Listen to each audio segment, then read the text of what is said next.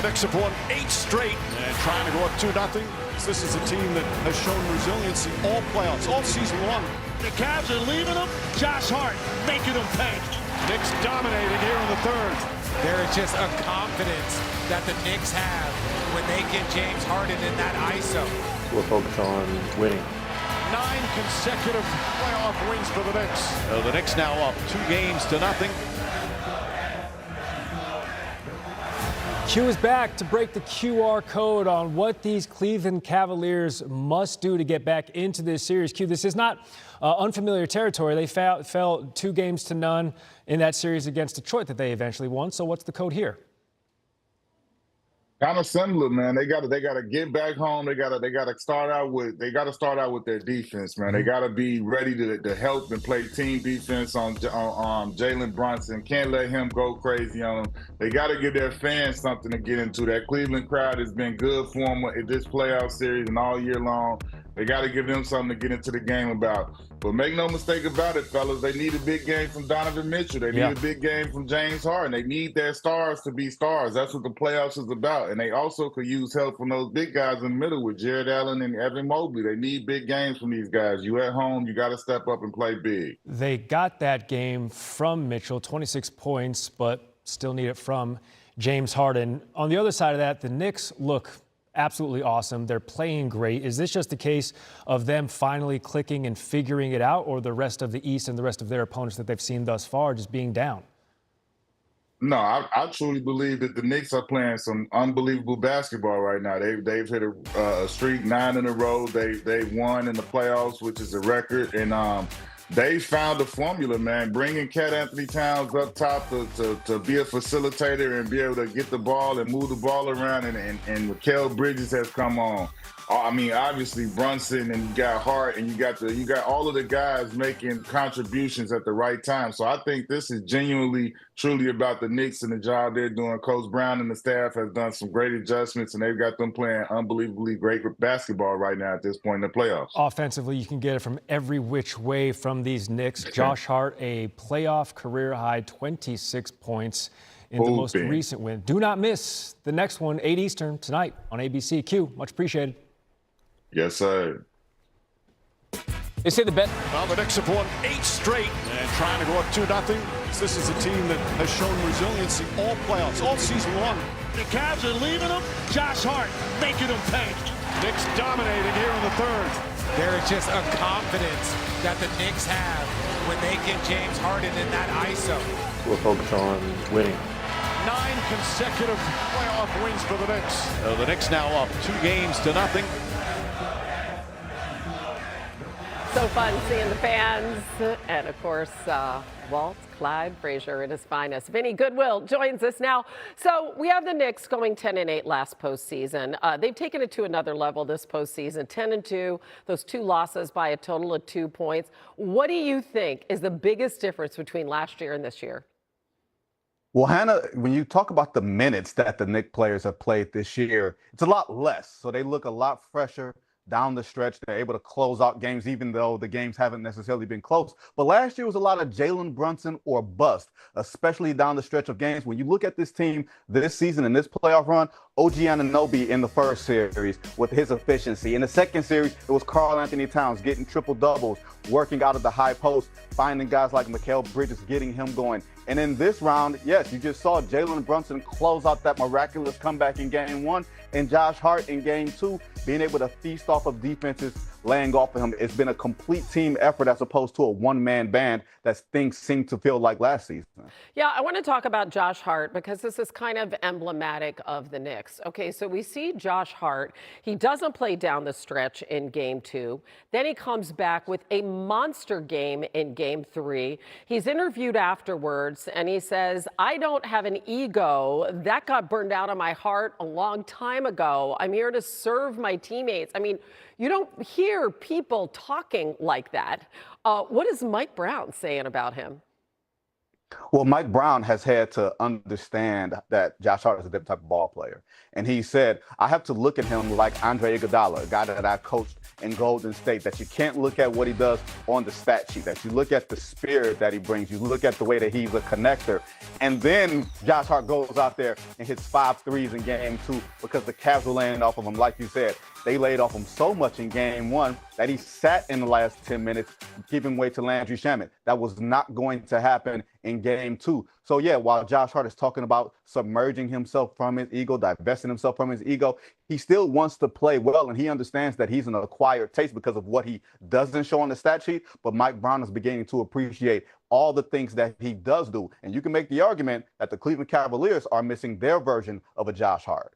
Yeah, listen, this guy scored 26 points in game 2, new playoff career high, tied for his second most in any game this season. If you want to go back and look at Jalen Brunson's video when he found out that they had Josh Hart and his reaction, that tells you everything about how critical this guy is. Vinny, thank you. Hannah, NBA analyst Quentin Richardson also breaking down this Eastern Conference Finals. My friend, what adjustments do the Cavs need to make sure they don't go down 0-3?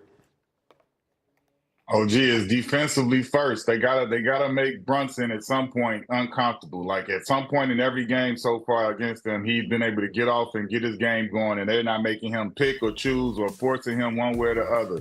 They gotta do that first. But overall, their whole team defense has to step up. The Knicks have been able to get on too many runs and go on too many big runs to open up the gaps in these games. They got to put Karl Anthony Towns in a position where he's not able to facilitate and get as many buckets. He's getting downhill and getting to the basket, drawing fouls against the bigs, and then their pressure. They got to get up into the ball and make everything uncomfortable. They got to push their whole intensity up. They're at home, so they got the crowd behind them. Knicks have won 9 straight games this postseason. What are they doing so well that's driving the success? Listen, the Knicks have been playing dominant defense, OG. They've been holding teams to under 100 points, basically, right at 98.8 points per game during this streak. And this is like, in this era, the whole team's consistently under 100 points. That's crazy, and they're doing that at a consistent basis. I think Mike Brown and the coaching staff, midway through, they switched it up once they started bringing Cat out to the top to become more of a facilitator, a la Joker in Denver, and he's been able to facilitate at about 7 assists per game. So everybody's getting involved, and then their bench and their other guys have been stepping up during this stretch. Yeah, you know what they say: defense wins championships. We'll see if that holds true for the Knicks. Q's going to be back with us next hour to dive into the Western Conference Finals. See you in a few, my brother. Appreciate you. Yes, sir. Legend. We are getting closer, just under 8.5 hours before tip-off tonight. The Cavs hosting the Knicks. Game 3 of the Eastern Conference Finals. Cavs down 2-0 in the series. Happy to return home. They've been nearly unbeatable there this season, winning 6 of their 7 home games, averaging over 114 points a game.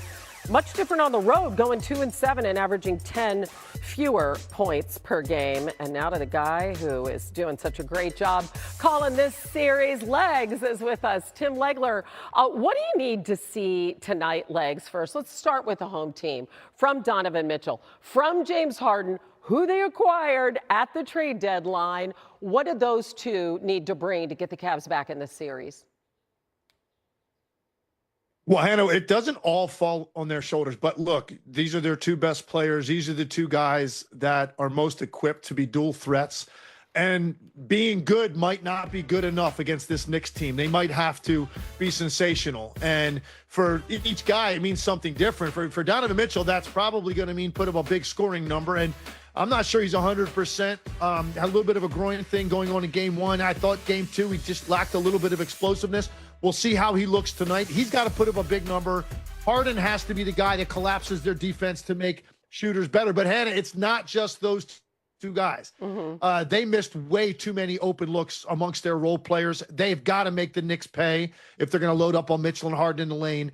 And then their bigs. I think their bigs can be a differentiating factor for them. When they play the 2 big lineup, Mobley and Allen, those guys can really have an advantage in the paint around the rim. So it's really across the board, but clearly the 2 guards need to play really, really well to get a win and get back in this series. Yeah, listen, that makes a lot of sense. And when you look at Mitchell, I mean, he averages 28 points a game, 7th in playoff history. You're right. He just doesn't seem to have that explosiveness. We don't know what's going on. They're not going to make excuses, but it does seem like something's going on. Meanwhile, you said the Cavs have to play well across the board. Well, that's because that's exactly what the Knicks are doing. What do you make of their start in this series, and how do they build upon it tonight? Well, I'll tell you what, look, they've been incredibly impressive since they turned everything around in the middle of that Atlanta series. The historic offensive efficiency. We've talked so much about it. But I thought one of their best performances was game 2 against the Cavs, because it was across the board. When you look at that starting lineup, OG Anunoby, he's starting to find his rhythm again after missing some time with that hamstring injury. And his defense is always top shelf. Mikal Bridges has barely missed a shot now in about a 9-10 game stretch. Really incredible what he's doing. Double-double out of Karl Anthony Towns. Jalen Brunson, more of a facilitator in this game. And then, of course, the headline was Josh Hart, and they decided to leave him. He did shoot 41% on the year from the 3, but he was struggling in the postseason. The Cavs made a conscious decision to leave him, and boy, did he make him pay with 5 made 3s. So they had contributions at the highest level up and down that starting lineup. When they get that kind of balance, had a very difficult team to beat. Yeah, I'm playing terrific. Something special seems to be cooking right now in New York. The Knicks have launched this 9-game win streak right smack dab in the middle of the postseason, thanks in large part to the large man right smack dab in the middle. Is this Karl Anthony Towns' moment? It's starting to feel that way. Now, it's hard to say it's been a tortured journey for a guy who's rich and famous and wearing gym shorts for a living, but it certainly has not been a smooth ride for Cat over his 11 seasons in the league. Here's Justin Tinsley with a bit more. Perfection isn't a requirement to be the apple of the Big Apple's eye. Survival is. Playing in his 3rd consecutive conference finals is no longer enough for Karl Anthony Towns. Just because we standing at the door don't mean we opening the door. We got to do our part. What Patrick Ewing had in the 90s, and certainly what Willis Reed captured in 1973, that's the goal and the legacy. The 2015 #1 pick's NBA journey has been anything but a direct line. There's been joy, success, disappointment, and the darkest form of loss. But Cat's role as a key catalyst in the most beloved Knicks stretch since the last millennium must be appreciated in real time. I think they could win the championship. Yes, I do. His game isn't perfect. Foul trouble is perhaps his biggest red flag. But from the Garden to the Rucker and Dykeman, basketball in New York City is a spiritual experience. The city doesn't just watch hoopers. Cheers and boos mark intense interrogation tactics. In a league full of personalities, few are as transparent as Karl Anthony Towns. I have the same motivation every game. It's to win the game. Few qualities are in more demand in New York than authenticity. A Dominican-American with tri-state roots, he's a tailor-made star for modern New York. He's been a linchpin in conversations around grief and vulnerability. He's emotional, he's skilled, he's chaotic, he's gifted. The one thing he's not, scared of the moment. We understand how it is to get to this point, but we're looking for a new experience, how it is to get past this point. New York's love language is pressure, and Karl Anthony Towns has yet to shrink. Defense, playmaking, and timely shot making. Cat's contributions on both ends of the floor this postseason are undeniable. Critiques of Towns have traditionally been loud. The manuscript he's currently authoring is deafening. Cat with a 3, straight on and straight in for the next big man. Cat and the Knicks are desperate for the NBA's annual invitation to become eternal. Spike Lee, well, he's something far beyond desperate. In New York, stars come and go like subway turnstiles, but only a select few look pressure in the eyes and roar louder. They don't live in the rafters. They live in the city, forever. The Knicks are the 13th team in the NBA postseason history to win 9 straight playoff games. 7 of the previous 12 went on to win the title. The Knicks have outscored opponents by almost 24 points per game during that run, the best 9-game stretch in postseason history. Stephen A. Smith is back with us. Okay, so I know you know they haven't been to the finals since 1999. What have you seen from this team as they eye getting back? Well, listen, I mean, first of all, you're led by Jalen Brunson, who's averaging 28 and 10 on 49% shooting. He's been absolutely sensational of scoring game one, of playmaking game two. Josh Hart, the Energizer Bunny, he's come together. He's handled his business. Very, very happy with him. Mikal Bridges, let me say this. Let me bring this thing up. I've been all over him because I needed more. And he's been giving it to us. The man's shooting about 60% from three-point range. He is averaging over 18 points a game. They're getting offense. They're playing together. They're playing unselfishly. They're playing stout defense, particularly when it counts. They keep this up, obviously. They're going to the finals. Just like I said, they're going to the finals. That's how it's going to go down. I do want to ask you, you're pretty confident you think they're going to the finals before we go to the next question about the Cavs? Absolutely. This series is over. The Cavs are not coming back. This ain't the Detroit Pistons. This is the New York Knicks. They're not giving up this 2-0 lead. Don't even worry about that. Let's talk about the Cavs, though. They're in a 2-game hole going back to Cleveland. How do they steal a game at home? Donovan Mitchell's got to play big. I think you've gotten to the point where you can't expect anything from from James Harden offensively, because he has not been himself at all. 35% from the field, 26% from three-point range, and it always happens this time of year, meaning deep into the playoffs. It's unfortunate, but that's just his MO right now. How about making sure that Evan Mobley, who scores 14 points for you in the first half and is the leading scorer, actually takes a shot in the second half? How about that? That would go a long way. And oh, by the way, not giving up wide open three-point shots to Josh Hart, to Karl Anthony Towns, to Mikal Bridges, to OG Anunoby. You got to play some defense. You got to play big. You got to play some defense, obviously. And your stars have to be stars. That starts with Donovan Mitchell. On your home court, that's what it's going to require. Okay, so obviously Knicks fans were chanting 4-0. They think the Knicks are going to sweep this one. Do you agree with the rest of the Knicks fans? No, I think that Donovan Mitchell is gifted enough, and them collectively as a defense, when they amp it up, are good enough to steal you a game on their home court. But they won't win both. They'll lose one, they'll win another, and the New York Knicks come back to the Garden Wednesday night, Game 5, close it out, and go back to the finals for the first time since 1999. All right, we'll see what happens. Stephen A. Smith, thank you very much. Orange and blue skies, baby. Yes. Game 3 of the Eastern Conference Finals between the Knicks and the Cavs is Saturday night, 8 Eastern on ESPN, with New York up 2-0. NBA tip-off gets you ready at 7:30, and you can also stream the game on the ESPN app.